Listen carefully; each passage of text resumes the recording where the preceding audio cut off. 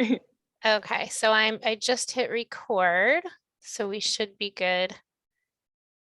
We should be good in that regard. Okay, good. Well, we're gonna Kelly invited me back, which I always take as a good sign, to talk about stewardship and cultivation. We left off, we talked a lot last time. It's been quite a while though. We went through your if I remember correctly, your RD health assessment, and we talked about some priority areas for the RD committee to focus on for the year.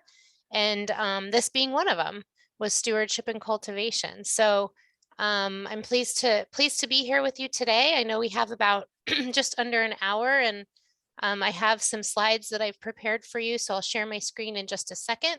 And the idea, I think the overall goal today is to equip you as volunteer board members on the RD committee with a tool, really, the 5x5 plan, and how to use it effectively to be able to steward and cultivate donors that are close to your mission in Northwest Colorado, ultimately resulting in increased fundraising, right, and increased revenue for your club.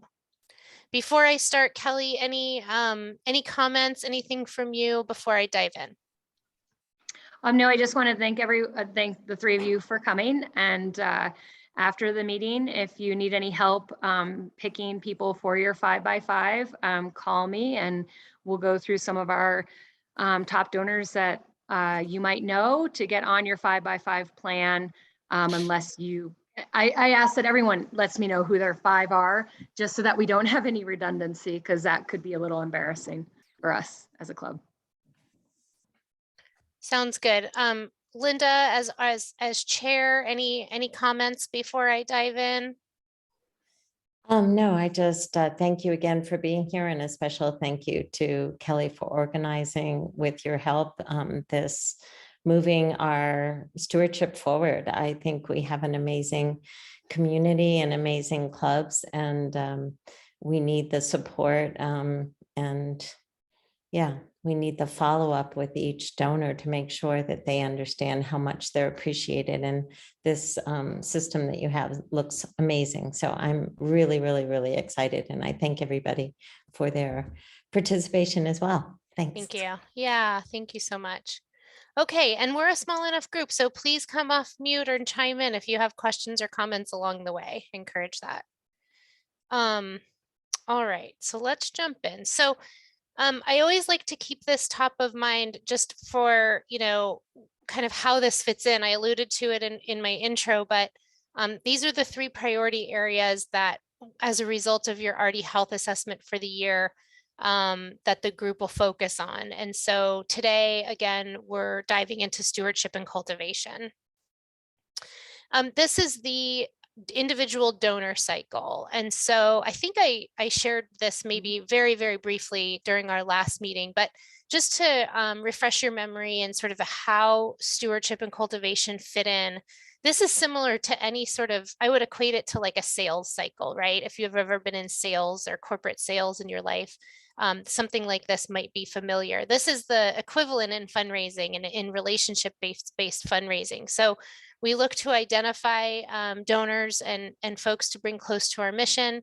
We do what's called qualification, which means that we have a deep understanding that they want to engage with us. Some do, some don't. When we discover them, it's kind of like dating. We want to know more about their passions and interests and how they might align with our mission.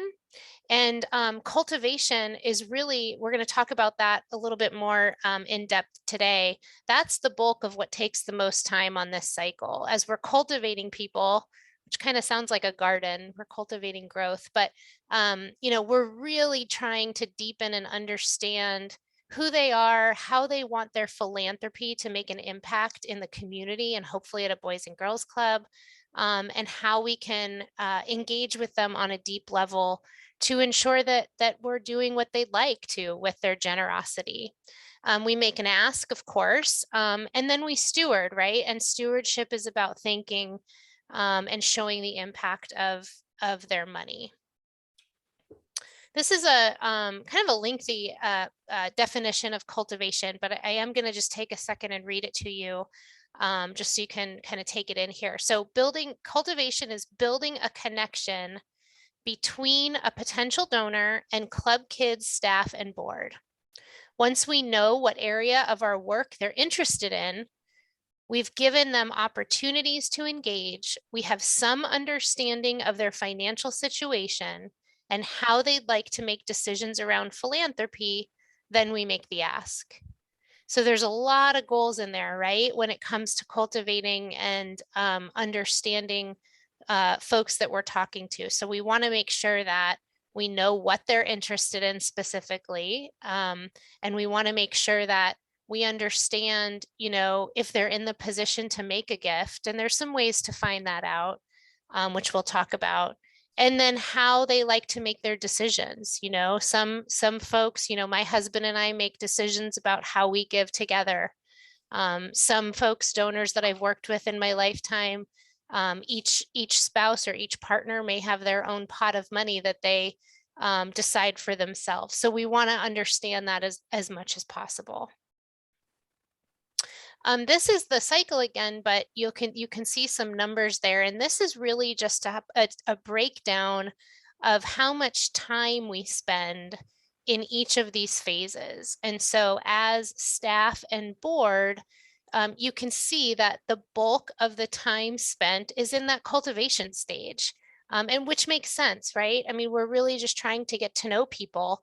Maybe they've given one time through an event. Maybe they've given a few times through the mail, or even over the course of 20 years through the mail.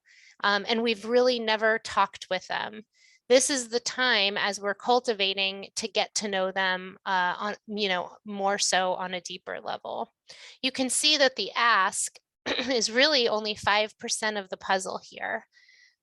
Early in my career, I had a mentor that shared with me that, you know, by the time you get to the ask with a donor, with a couple, with a foundation or a corporation, it shouldn't be a surprise that you're asking for a gift, right? The donor, whoever you're working with, understands who you are, what questions you're asking, what you're trying to share about your mission, that by the time you get to that point of asking for consideration for a gift, it's not a surprise. If it is, then we haven't done our work in getting to know their true passions and interests beforehand. So just keep that in mind as we go here. Okay, so this is, we're going to ask you to kind of think outside the box a little bit today. A couple points of participation and interaction today. This is a really great, very, very simple form. It's kind of like I think about in school when we used to do the spider web exercise, you know, where you start in the middle and you kind of branch out with different topics and exercises. This is very similar. It's called a circle of influence form. And it's a great way to just think about your network, whether that be, you know, relationships that you currently have in your community, or you know, people that you knew along the way, maybe in your career that you haven't thought about in a while, or in your social circle. This is meant to be, you know, a point of just brainstorming. Nobody, you know, nobody has to see this necessarily. It's for you. And, you know, it's just a way to kind of think about in these different areas, you know, associations and affiliations, colleagues, volunteers, neighbors, leaders, so on and so forth. Who do you believe in your circles may have an interest in learning more about the club? And maybe, you know, they would learn more about it because you're passionate about it. Or maybe they would learn about it because they have an interest in children in your community and wanting to make a difference. Maybe they're newer to your community and are looking for something to get involved with.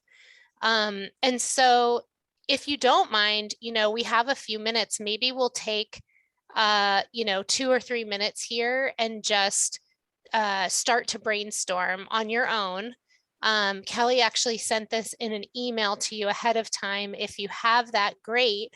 If you don't, you could just take a piece of paper, and draw some circles, jot down some names that maybe resonate with you, whether they're individuals or organizations that you've been thinking about introducing to the club.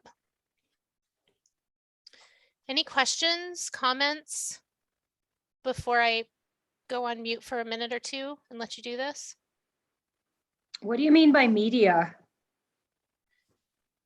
Some people have media connections, right? So like Okay. if it's, the local chamber, or the local Okay. a lot of smaller communities may have like a media outlet that produces like newsletters and things in the community. Or even some, in Phoenix, people may have connections to some of the bigger news outlets, that they want to be able to introduce to the Okay. mission. And if you don't, that's fine. I have a question too. Sure. Two questions. So one is, what's the difference between associations and affiliations versus organizations? Is it meant to be more of a work on the right side and of a clubby kind of thing on the left side? Yeah, I think my take is I think of associations like I belong to the Association of Fundraising Professionals, right? Or even like a homeowner, like something in your neighborhood, like an association in your neighborhood. You might be affiliated, you might have a certification because of your career or volunteer work in some area, and you're part of a group, that has a common goal. And then I think of organizations as more like outside, like community organizations.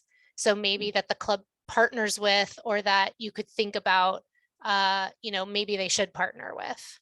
Does that help? Yes, it does. Thank you. Yeah. The other question I had, and this is a stumbling thing for me, in our specific situation, the bash is always oversold, so it's very difficult to include new people, especially ones that you haven't had a chance to do your due diligence, as you described earlier, with the qualifying and discover. Yet, to even, everybody seems so busy that to even, almost nobody is accepting the invitation to tour the club. So to draw them in and get the conversation started, Youth of the Year has been my go-to place. Are there other types of things, events, or whatever methods of drawing people in where you can have that conversation in a more intentional way that you're aware of? Yeah, good, really good question, and good to point out. I would say let's brainstorm around that, which actually we're going to do in just a minute on another point. We're going to come up with all the ways to steward and cultivate donors so that you have some tangible ideas. And I have some samples up on a slide, and then I will brainstorm as a group. So can we hold that for just a second?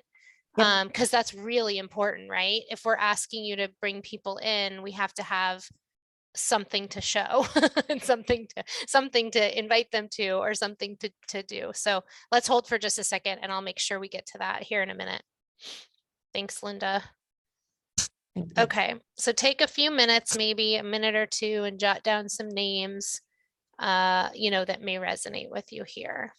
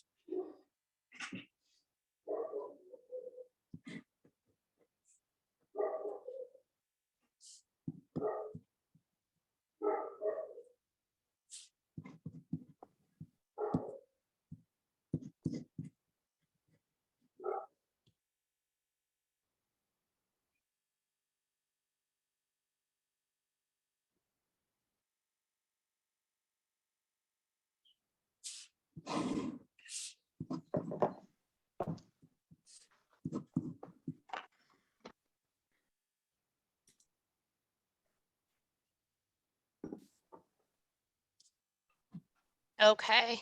And you can, this is something that can be, ongoing, right? It doesn't have to be a one and done. This is something to keep handy, in your office or at your desk or wherever's handy, that as you meet folks, jot them down, as somebody that, may have an interest, in coming closer to the organization.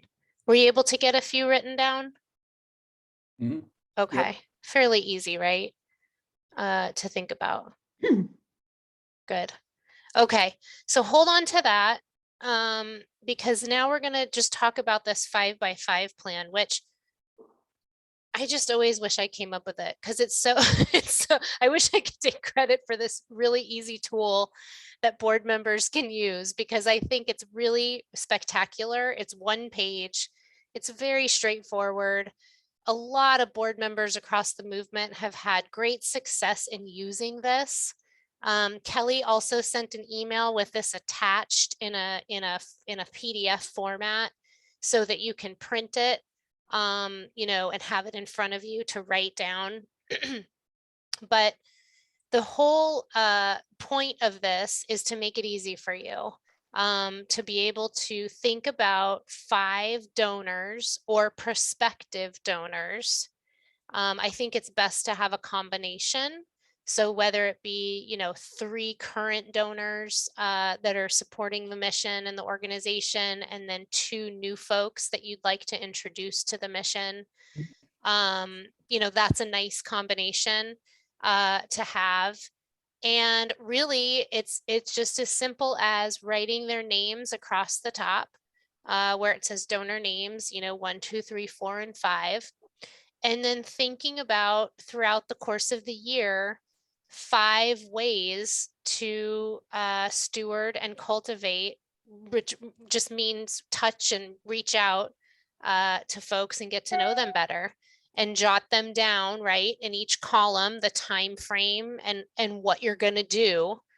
And then have this as a tool to check in with each other, hold yourself and each other accountable, inform Kelly, sort of what your plan is.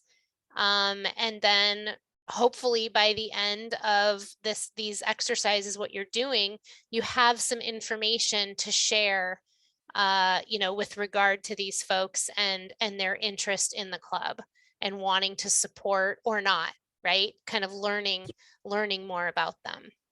So this is one that it's going to be a little bit fuzzy. I apologize, but even for my eyes, but this is an example just so you can get an idea of one that's completed. So you'll see across the top are the names, here, and then the names again across the top in each column. And then, so for example, this donor, Ray Redding, number 1, this board member is going to make sure to send a personalized birthday card in January, doing some kind of a Valentine or some kind of a message. In February, they're going to invite this person to judge their talent show, which is a great idea, right? To get people involved.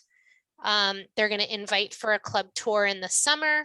And then by the fall, which aligns with their annual campaign, they're going to be sure to ask for their support based on what they've learned throughout the year. So that's a good filled out, completed 5x5 plan. I'll just pause before we move on. Any questions on this or this process that we're asking you to do?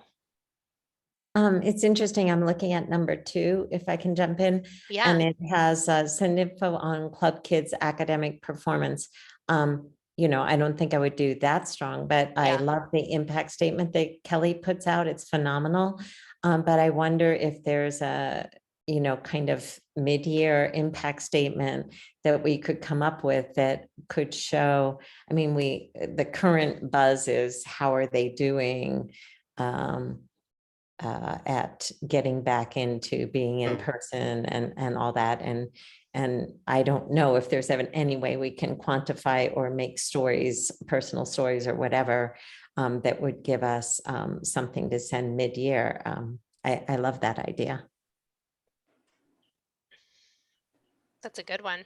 Do you do something like that already, Kelly, or no? Last year I did an end of year impact report, and I'm in the process of updating it right now because I'm going to use some of the information in the Be Great Bash marketing. But we don't do anything regarding their grades. Right. You know, Yeah, I could reach out to, I'm very close with many of the teachers, and they are going to have the summer school reading lab located in the Yampa Valley High School, which is it's in the same building as the Boys and Girls Club. So I could reach out to some of those teachers and ask for a statement as to how important the summer school collaboration with the Boys and Girls Club is. Now in Craig, we actually full on send our staff to the summer school to work with the kids to assist the school. It's a tremendous collaboration there. So yeah, so I can include some of that in an impact statement of some sort, but we don't have any hard numbers as to how they've improved or, not improved in school. If I put that bug in the teachers' ears now, that are doing the summer school program, I'm sure they're going to be able to quantify their work at the end of the summer, right? So that's a great suggestion, and I think that I can accomplish that. Yeah, I would just say only if you feel like that's relevant and meaningful to the folks that you're going to put on your 5x5, right? I mean, that would be the idea. Like if Yeah. if that piece of data and information is really going to help, bring folks closer to the mission, then absolutely. I think a lot of people are starting to kind of panic about the information being put out about how the kids missed 2 years of school and what that long-term ramification is going to be, and how the Boys and Girls Club can assist the school with that. And we're kind of putting that bug in our club directors' ears. Dana and I are, like I said, in Craig, they're partnered with the schools. They have a very successful homework club, and now we're trying to bring that train of thought into the Steamboat Clubs. Like, okay, let's try some reading programs, let's try some math, but you have to sneak it in, right? No child wants to be doing that all summer, but I know Nope. I know Kit's gonna run a book club, so that'll encourage some readers. Oh. We have a writing program going on right now. It's a 5-week writing series. So that's Cool. definitely, I mean, it's an amazing program through a collaboration with the New Works Festival. So yeah, I think that point right there brings me to one great touch you can have with a friend is, I put out a monthly newsletter, right? So like if your friend is into writing or theater and you're like, hey, look, because the one that's coming out today will highlight the collaboration we have with this 5-week writing thing. You can send that newsletter to your friend and say, hey, I know you're a big writer. Look what the Boys and Girls Club is doing. They're doing this playwright slam. We could go see it and see the Boys and Girls Club kids in action at the library. It's just one night, it's an hour, so find little tidbits like that. Like, oh, you're a huge mountain biker. Well, do you know about the bike match program? So I think that's and that's what I was telling Ann Creek. She was kind of panicked about this whole 5x5. And I said, it's as easy as this. You get the newsletter, you read it, you send it to a friend. You're inviting 3 couples to the Be Great Bash. That's easy. You put those 3 on your going across, right? And Yep. How are you going to steward them? Maybe you take your girlfriends to lunch and you're like, hey, Kelly, we're going to go to lunch. Can we just swing through the club? And have them meet you a half hour earlier there, and then you send the newsletter, you bring them to the Be Great Bash, you follow up after the bash with a thank you, and then you bring them to Youth of the Year. There's your 5. Yeah. I think it's that easy. So when the couple committee members called me and said, I just don't ask for money, I'm like, don't worry about that. Dana and I will ask for money, if you're not comfortable with that aspect, but, make sure you involve us in the conversation then at some point, if that's what you want us to do, is and the club speaks for itself. If you get people involved and just reading, they might just read one story, and be like, oh, wow. look what they're doing for these kids, and it doesn't have to be anything great. Some kids just like to come because it's a place for them to escape, you know? Mhm, mhm. I mean, kids, Have an idea whenever you're ready for it. yes, I'm ready, Kit. I was just going to say, I was leading into you. I was going to say Kit's at the club every day. So, or not every day, every Tuesday. So go ahead, Kit. Well, this all started in my mind last week. I was invited to a dinner just at 8th Street Steakhouse and got to sit by a woman that was fascinating to me. Do any of you know a woman named Sung, S-U-N-G? She's Asian, and she's a Harvard grad. And, you always get this image in your mind of, oh, she's a Harvard grad. She must be very well to do. Turns out she was a street orphan up until the age of 10 in South Korea following the Korean War.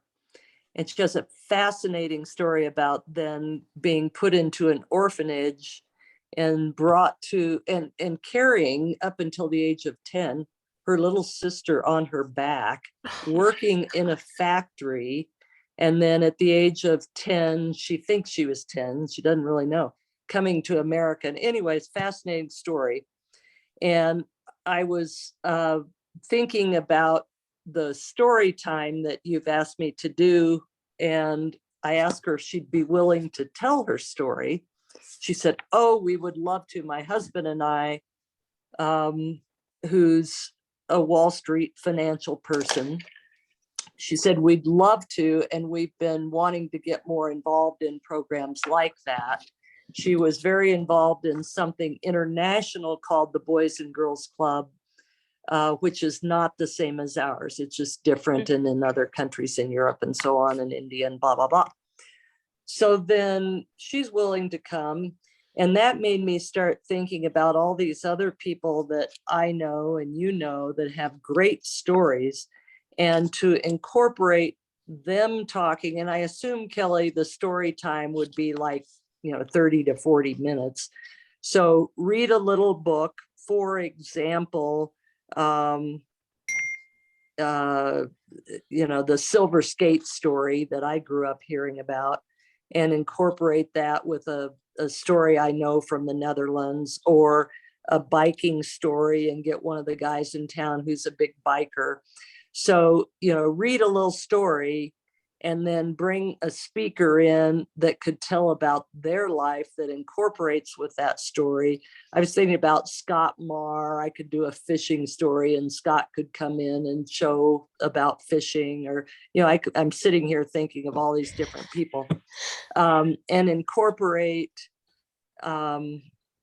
geography, for example, South Korea, the story of her then and how she evolved from coming to America, not speaking English, and getting a Harvard degree, blah, blah, blah. So that's kind of just in the last few days, I've been rolling that around in my mind, and we could call it, it doesn't need to be this, but Kit's Corner. And you could just give me a corner somewhere and we all sit around on the floor and listen to these people and the stories. So anyway, that's my idea. My gosh, I love that. That is awesome. And it'd be so easy to, incorporate people like me who are retired that love to just get in there and talk. So anyway, we could do a horse story. I know a couple horse people. And do any of you know Glory Burns? She's taken so many semesters at sea with kids. She could talk about that. And you can all come up with ideas and we can put them in the corner and let them talk. It's such a good way. I mean, it's great for the kids, right? But look at what you're doing in terms of bringing people to the club too, right? Which is what we're talking about. You're bringing people, whether they know the club or whether they don't know the club, you're inviting them to share with kids in their community in the context of this wonderful Boys and Girls Club, bringing them to the mission. I mean, that's exactly what cultivation is about. That's exactly what it's about, is finding a way, a unique way to do that. Thank you for that. Wow. Great idea. I want to come. Yeah. It sounds amazing. And I have a couple ideas of people for you, but I was also kind of thinking, I didn't know about the story time. What about the key? Is it the Key Club or the Keystone Club, Kelly? Yeah, the Keystone Club, and that's a great way, you know, if you have someone on your 5x5 that we've had a nutritionist come, we've had an entrepreneur come, we've had a banker come. So it's kind of helping the Keystone Club is high schoolers and a couple college kids sprinkled in there. And so once a month we host a speaker that helps them with life skills, right? Like the banker, David High was tremendous, you know, and the entrepreneur, Robin Hall told her story about, you know, waking up, out camping and told she no longer had a job at Smartwool. What was she going to do? You know, so she started her own kids high-end clothing company. So yeah, so, you know, as you're filling out your 5x5, if you're like, wow, this person has a great story to tell. Amy Charity came in and spoke about being a world-class biker and what grit is. And, you know, the photos she showed of her pushing her body to its hardest were just, I was like, ooh, I could never go there. I guess I'm not gritty in that aspect. But yeah, so we have that could be a touch, right? If you have someone that would have an important life skill or story to tell, our Keystone Club. Cool. Our Keystone Club also does lots of volunteer work. You know, if you're one of the people on your 5x5 has a, you know, a way that teenagers could come volunteer, you know, like, yeah. So yeah, the Keystone Club is our high school and college kid leadership club. They meet every week in the winter. In the summer, they're going to go down to just once a month because there's no homework. So they don't have the homework help aspect. So yeah. That's really, really good. I'm going to skip ahead to our brainstorming because that's where we are. Yeah, because that's where we are. And I love it. Actually, let me just touch on this quick and then we'll go to the brainstorming. And I jotted down what you said so I can put it in as we go. I just wanted to reiterate, you know, the cultivation strategy. So, you know, identifying donor goals and timelines, planning appropriately, and then of course, coordinating, ensuring that you're coordinating with each other and with Kelly, which could be a standing, I would suggest that it be a standing agenda item on with your RD committee, right? Where you're taking out your 5x5s and you're sharing some wins, you know, or some challenges that you're having, or some ideas that you're doing in terms of reaching out to folks.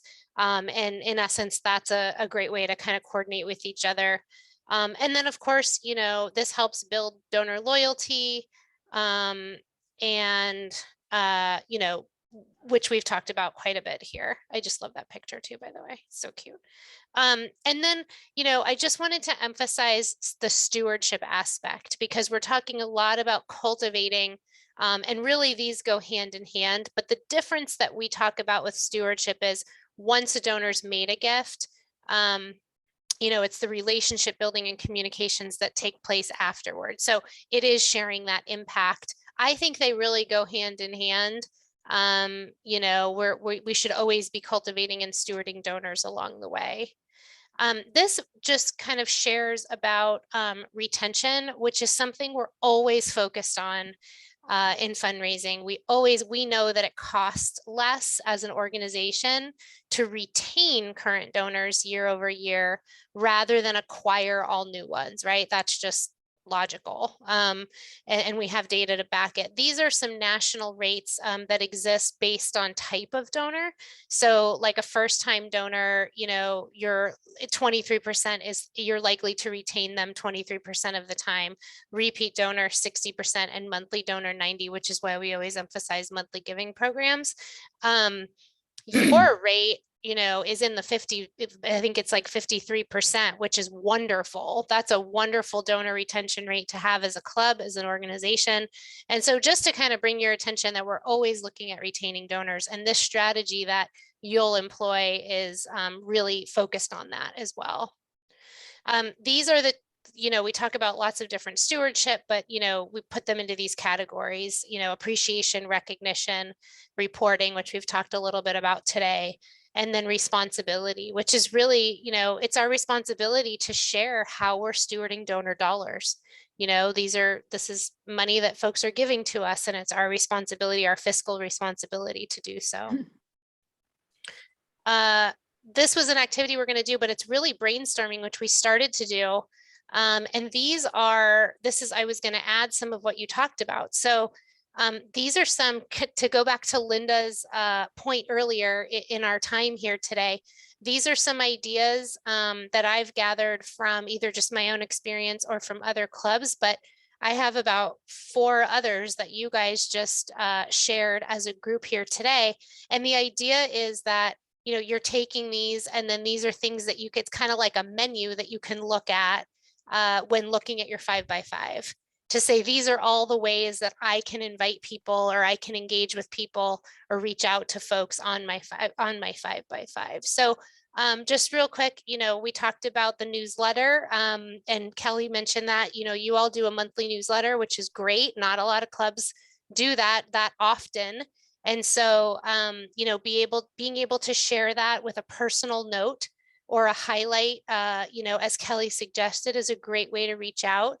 I don't know how much social media you all do, but that's always an idea as well, resharing something out in the community or specifically to a friend. A board or volunteer thankathon, those are, it's kind of an original, kind of a basic idea for boards to do, to have a day or a week or even a month that you're dedicating to just thanking donors. So that could be an idea as well. Inviting for tours, of course, volunteer days. We just talked a little bit about that with teens and engaging in folks' companies. Hosting a small dinner or gathering, inviting to community events or social gatherings. So that's kind of an outside the box thought of, it doesn't have to be a boys and girls club event. So if there are festivals and things like that this summer in your area, even just inviting a guest to join you socially, and you're talking a little bit about the club and how you're involved, your volunteer experience, that's a nice way to engage and to touch as well. And then, speaking engagements, of course, if possible, but I have, I have the mid-year impact type of statement we just talked about, the book club writing series to mention.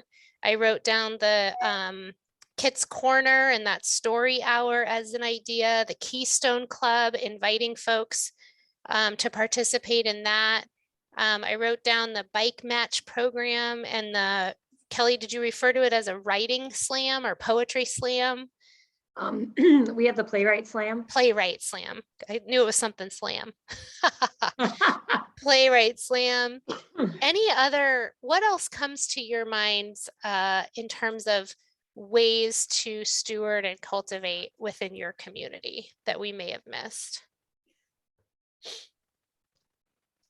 I would say one thing on the 5x5 that was filled out, it mentions like Valentine's Day card and Christmas holiday card. So we do put out a holiday card. It goes to, I think last year I sent out about 150 of them, so if someone's on your 5x5, they might not have got in that. And it's kind of fun. It's usually like a Mad Lib that the kids fill out and a happy holiday message, and we use their art on the front. So, one of your 5x5 touches could be as easy as, hey, Kelly, this person came to the Be Great Bash, and then I did this with them. Can you make sure they get on that holiday card list? Valentine's Day cards, if you have someone on your 5x5 that, we have made Valentine's Day cards in the past. I don't make a ton of them, Linda was so funny. She was like, oh, so all my friends got these. I'm like, no, only like board members got those Valentines. So, but if you have someone that, you would want, that to be one of their touches, I can work with the kids for that. Yeah, Dana is a beautiful speaker. I mean, when she speaks, I'm in awe most of the time, so if you have a dinner party and you just want Dana to stop by, you know, and just greet everyone. We can arrange that. We don't have, you know, I'd probably bring her, we don't have to stay for your whole party. I'm sure you guys have other ideas. Or maybe not. The one thing that I was thinking about in the context of you know, some of the touches and what's the most impactful, I think from Kelly and Kit, the youth of the year and people that have actually been more directly involved with the kids, you know, you have to start somewhere, and you can't always get them in to listen to the kids. I love Kit's idea of Kit's Corner. But the more we can get them in to actually be with the kids and interacting with the kids in some way, I think just is amazing in terms of what we've seen in the impact of the youth of the year and those that have actually worked with the kids. So I love all the ideas that are here, and there have to be different levels, but anything to do with actually getting people in to be around the kids and meeting the kids and seeing how, you know, the kid might just say, like our daughter did a mission trip one time, and this one little girl was like separate from everybody, and Katie was worried about her, so she went over and sat with her. She was sitting on a bed because she'd never had her own bed. So she was happy as a clam to be all by herself on this little bed, because it was like a celebration for her. And, you know, they're just things like that that they say, not intentionally trying. I miss the level of conversation that we're having here. You know what I mean? So yeah, I think anything we can do to get people in with the kids is phenomenal. We have an Afghan refugee family that you know, I have contacts with that might be appropriate for either Kids Corner or for the other. They have they'll be 4-year-old girls. You know, so to see, I think sometimes that others have difficulties too can inspire people to feel that, yes, you know, I may have a hard road, but others do too, and they're making it, so I need to work and make it too. I don't know. Does anybody know Les Lyman's story? He's phenomenal. So he was in the Army, he was doing accounting. He had a Mustang 67, and his roommate said, oh, so accounting season's over. What are you doing? We need trash pickup on the mountain. Sold his Mustang, bought a pickup truck, and started picking up trash from the restaurants up on the mountain. And, you know, yeah. So, Wow. so there's some amazing stories of, you know, what you can do in our community, and Les is already a big supporter of the club, but, you know, inviting him in and celebrating his story can make him feel even more, potentially more generous going forward. I don't know. Anyway, That's great. cool people. Wow. You would be a great one. I mean, I know you have a great relationship with Les, but you know, maybe that would be one you could take off my hands, right? Like Linda, you could be like, I'm going to really work on stewarding Les this year, you know, and make him feel really great. For sure. Yeah. Yeah. No, And as far as youth of the year, important. you know, I urge you guys to ask your 5x5 people to come. We do have 4 judges every year that we rotate. We'll keep one to be we always keep one to be the head judge, so that somebody has an idea of what they're doing. And but so we have 3 other spots, and you know, Dana and I really think about who we're going to have do that, because it's a great introduction to the club. It's also very hard to make that decision, and we always try to have people that are a little soft and fuzzy, because these kids are sharing tremendous stories. And Kit was our head judge last year, and she was absolutely fantastic. So thank you, Kit, for that. But It is yeah. hard to make that decision. Oh, How did Raina do in Denver?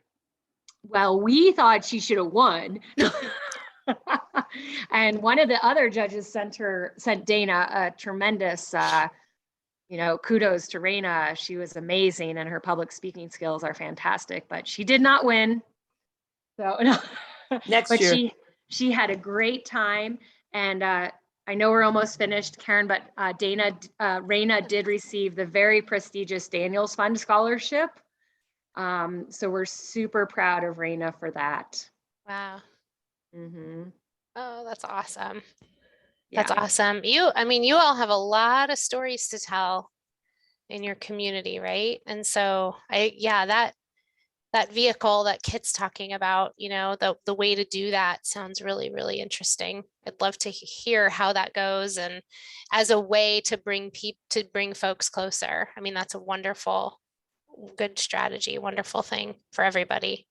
Yeah, and reading the book and then telling their story. Oh, you So couldn't get any cool. better, right? Yeah, so cool. Kit, we're gonna have to put you on like a national webinar to share the No, we'll idea put, that's how Kelly's it stuff. goes. I'm putting you on a panel, Kit. The thinking of the people, though, will be an Yeah. avenue for me to come up with a book. That's been my, There which you books do I go. pick? That'll give me a way to look for Yeah, a story. good idea. Really good idea. Let me just share this last slide with you. I'm a very visual person, so I had created this as a way to kind of see, in case you are too, as to kind of see the process a little bit more clearly. So, this statistic is really important to hear. Nationally, 77% of donors leave after their first gift to an organization, and we just don't want that to happen, right? And so that again is the importance of this process. But this is just a linear example of what we're talking about. So just again, a first touch point might just be a thank you call, especially if it's a newer donor that you don't know, or that Kelly has on our list and has been meaning to reach out, and somebody takes them on their 5x5. Your next touch may be the newsletter or story, either your own story or story about a child at the club. Your third might be a tour or an event, so something where they can hear the mission or see the mission. Your fourth might be, showing the need and the vision, a video or introduction to Kelly or Dana, or even, Kids Corner or some sort of program aspect. And then touch 5, is when we really want to ask about considering support of the club. And so, again, that's not something, it sounds like Kelly has stressed that if you're comfortable doing that, we can talk about ways to do that. If you're not, that's okay. And that's really where Kelly and Dana come into play. But the importance of the 5 touches by you and bringing them in is really, really, really key to the process. And that, sorry, Kit, did you have some? Oh, you're writing. I thought you were holding your pen up. No, that's okay. And that really kind of wraps us up. Linda, did you have a comment? Sorry. I wanted to ask a question on the 77%. Sure. So do we know, or are there statistics that tell us whether or not those received any stewardship?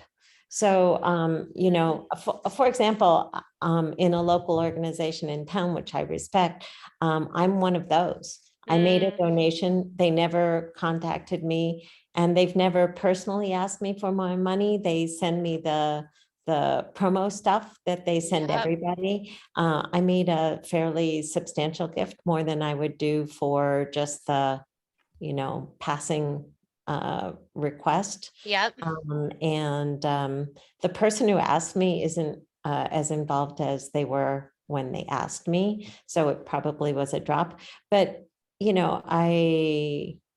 I'm one of those people, but I'm one of those people because they didn't follow up. That's the point. Yeah, that statistic is because of the lack of engagement, right? It's after a one-time gift and then nobody follows up, and so the donor leaves, right? So do we know that these 77% is without follow-up? We do. So that's a national Okay. statistic, you know, first time donors leave because, and that's the reason, because they haven't received any kind of connection, you know, or any kind of outreach. Okay. Yeah. Yeah. Good question. Really good question. So our So- donor retention rate was at about 72%, which is amazing. But then we have in our 3 years, Karen, I was going to talk to you about this Yeah. after this, but we had this great donation drive by Steamboat Gravel when they went virtual, and they dumped all which is great, you know, because usually Steamboat Gravel, they give us the donation. Well, the year it went virtual, they had all the riders turn their donations to us, right?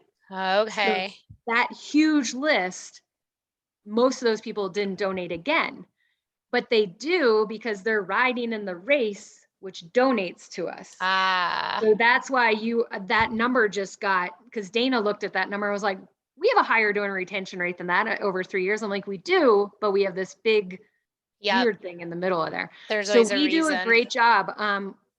I think, yeah, we have really high donor retention because we send out thank you notes, you know, Yep. thank you emails. You know, I try to get that list to the board and beg my board, you know, if you know anyone on this list, just send them a text, you know, or if you see them in passing, you know, and what I really want this 5x5 to help me with is not just the new donors, but some of the ones that I don't have a relationship with, that I send them all the stuff and I've called them and thanked them, but you might be like, oh, well, that's a good friend of mine, you know, Right. and maybe they've given for years, and it doesn't have to be a new donor. It's just stewarding that person who's given for years. Like Rick does a great job around Be Great Bash Time. He has people that have never come to the bash, but he always sends them this wonderful email like, hey, don't forget. And, you know, so thank you so much for that, Rick. Stephen Deerholt called while we were on this call. Did he? Yeah, Okay. he's probably like, why won't she answer the phone? I want to give her money. No. And But, they give a nice check every year. they give a tremendous check, and you know, like I've never met them, so I assume, Rick, that you're doing that stewardship. Well, I am, yes. Yes, and I harass them on a regular basis. so I'd love to see the 5x5s, and I'm glad we're recording this, be a mix of new and old, and not just all brand new people, right, Karen? Yeah. That's ideal. So let me ask you as we wrap up, are you, Kit, Rick, and Linda, are you able to come up with your 5? Is that an easy task? Do you need time to do? I'm just kind of curious where you sit with that. Well, I haven't done it, but it would take no time to come up with it. Yeah. And Yeah, I would ask, I think I've scribbled down about 10 names here. Yep. Kit's So- going 10 by I have 10. more than 5 on my list right next to me. Well, you can make it a 10 by 5 or whatever Right. number, you know, I mean, the idea is that it's doable for you, right? And that you're, you know, that it's doable. So if it's more than 5, fantastic, whatever feels good to you. Linda, easy, relatively simple. Okay. Definitely easy. Okay. The question I would have for Kelly is, can Yeah. you maybe put together of your list of existing donors, people that you really would like help with, and Yes. maybe send it out to the committee and possibly the board, and just after your board interview thing that you're working on. Yeah. Yes, I Yeah. will put out that list, and I would also ask that you guys send me who's on your 10 by 5 or your 5 by 5, so that we don't encounter any overlap, right, Good Karen? idea. Because we don't want Yes. people stewarding the same Right. person, and Steamboat is a small community, so Yeah, and you know, the thing is that if Kid and Rick know the same person and they Right. want to team up and host something, or you know, they know them in different circles, that's fine too. We just want to communicate about it, right? And just be open about kind of who we're working with. So yeah, I think simultaneously, you know, Kelly sharing who you need help with, the group, maybe, you know, I don't know, by the end of the week, is it feasible for you to send Kelly who you're thinking about on your list? Sure. Yeah. And I then don't you think can there's go a from there. problem. I don't think there's at all a problem with overlap. If I'm Okay. thinking of my own situation, if I get if I get a call or a contact from Linda, who's been a good friend for many years, I think that's terrific. But if I also get it from Kelly, I think that's terrific. And if I get it for 5 other people, I think that's terrific. As a matter of fact, I think it's even better because it shows that a lot of the people with whom I am involved and whom I care about this organization, as opposed to just one person contacting me. So, I Okay. wouldn't mind getting 5. I wouldn't mind getting 5 invitations to, to the same event. I think that's terrific. Yeah, really fair point. I mean, doesn't hurt, right? Doesn't hurt. I think we just want to know. I think as a committee, We want to make sure we cover everybody. that's And right. that the 5 of us on the call aren't talking to the same people and leaving the other 10 out. I think that's the problem. You want to make sure you cover everybody, but if you cover them from more than one person, I think it's great. I want to make one other comment before Sure. we break, and that is when we talk about these contacts, they seem to break down into 2 categories. One is active and one is passive. And if I get a card from Kelly, which I'm always happy to get, that's passive in that I'm not actively involved in it. The more we can involve people actively, the more we can get them to go to the Youth of the Year, the more we can get them to go to the club, or as Linda said, get them involved with the kids themselves, because the kids are the greatest ambassadors and salespeople that we have by far, the better off we're going to be. So I would say when we look at the 5 things, by all means include passive things, but to the extent that we can focus on active things, getting people to actually do things rather than just open an envelope or open an email, the better off I think we're going to be. Wow, that's You want to, amazing. you just want to spot on this panel I'm putting together, don't you, Rick? Right. Because that is, yes, that's exactly right. In fact, I should add that to a slide or two, because I like the way you broke that down. It's true. The more active we are, the better, period. Thank And the you more for you that. involve the kids, the better. My Yeah. biggest problem when I approach these people, which I do on a fairly regular basis, Mhm. is trying to find a way to go beyond just saying this is a great organization and having them experience it themselves. Mhm. And the extent that you can get them to actually experience it.